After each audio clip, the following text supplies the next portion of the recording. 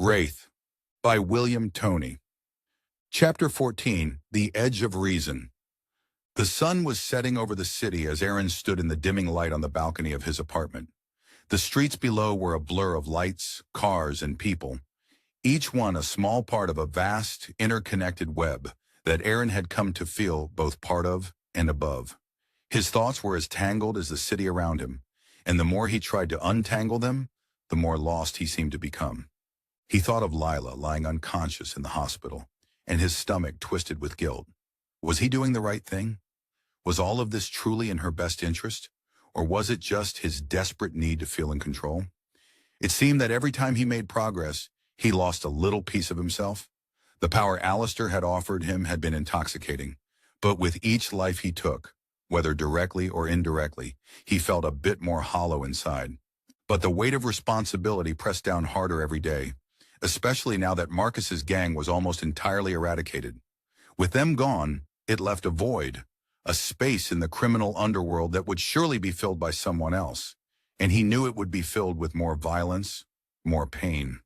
The feeling that he was on a path he couldn't escape was becoming unbearable. A soft voice broke his thoughts. "You've been quiet tonight." Aaron didn't have to look to know Allistor was there. The devil's presence was a constant weight at the back of his mind, and he'd grown accustomed to it in a strange, unsettling way. Allistor's polished shoes made no sound on the floor behind him, but Aaron felt the shift in the air. The temperature seemed to drop a few degrees. "Just thinking," Aaron muttered, staring out at the horizon. The orange and purple hues of the setting sun were fading, but the city's lights only seemed to grow brighter, more insistent. "About Lilah, about everything." Allistor stepped into his line of sight, his golden eyes gleaming with that familiar, unnerving hunger. "You're at a crossroads, Aaron. I can see it in your eyes." Aaron's grip on the railing tightened. "I've been to enough crossroads. I'm tired of making choices, tired of having to decide who lives and who dies." Allistor tilted his head slightly, a knowing smile playing at the corners of his lips. "Ah, but that's the beauty of it, isn't it? The power to decide, to choose. Most people can't even make up their minds on what to have for breakfast. You, on the other hand, have the power to shape fate itself." "Shape fate," Aaron repeated, his voice growing rough. "You're making it sound like it's some kind of game. But every time I make a decision, it feels like I'm losing more of myself. I don't know what I'm becoming anymore." Allistor's smile deepened, a gleam of amusement dancing in his eyes. "Oh, Aaron, you are becoming exactly what you were always meant to be. A man of power. A man who can't be beaten, who can't be swayed. The question is not what you are becoming. The question is whether you'll accept it or run from it." Aaron's heart hammered in his chest. "I don't want to be this. I don't want to be like you." Allistor's expression softened for the briefest moment, though the glint in his eyes remained as sharp as ever. "You think you can deny your nature? You think you can walk away from what you've become?" He chuckled lowly. "The moment you chose to accept my gift, you were already bound to it. There's no turning back now, Aaron. You are the hunter now, and there are always more prey." The weight of Allistor's words settled over Aaron like a suffocating blanket. He wanted to shout at the devil, to tell him that this wasn't who he was, but he knew deep down that Allistor was right. Since the moment he had accepted the devil's power, everything had changed. His perspective, his actions, the way he saw the world, it was all different now. The moral lines had blurred until they were nothing more than a distant memory. And the worst part was, he wasn't sure if he cared. "Why do you want this?" Aaron asked quietly. "Why do you want me to do this? What's in it for you?" Allistor's grin returned, sharp and cruel. "What's in it for me?" "Oh, Aaron, everything. You're not the first mortal to be offered this power, but you are the first one to take it so willingly. I've watched men like you for centuries, men who seek power, who crave it, but who are too weak to truly embrace it. You, on the other hand, have shown a unique tenacity. You want control, you want strength, and you're willing to sacrifice everything to get it."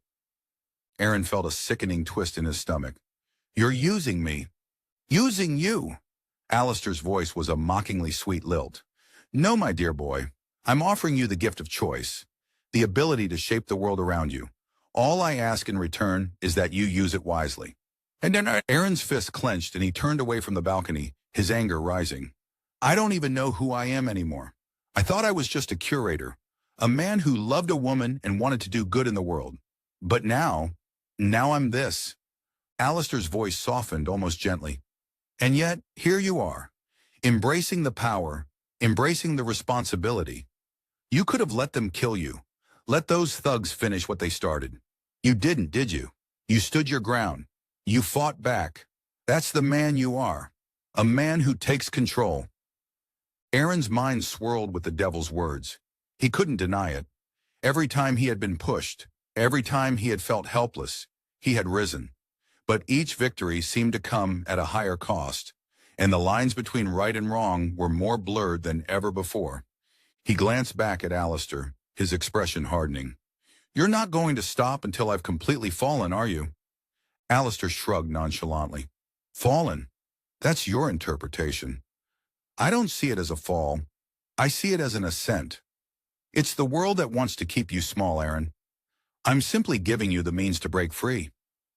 "I don't want to be like you," Aaron repeated, his voice shaking with the weight of the decision that loomed ahead. "I don't want to become a monster." Allistor laughed softly, his eyes glinting with an unsettling mixture of amusement and affection. "A monster? No, Aaron.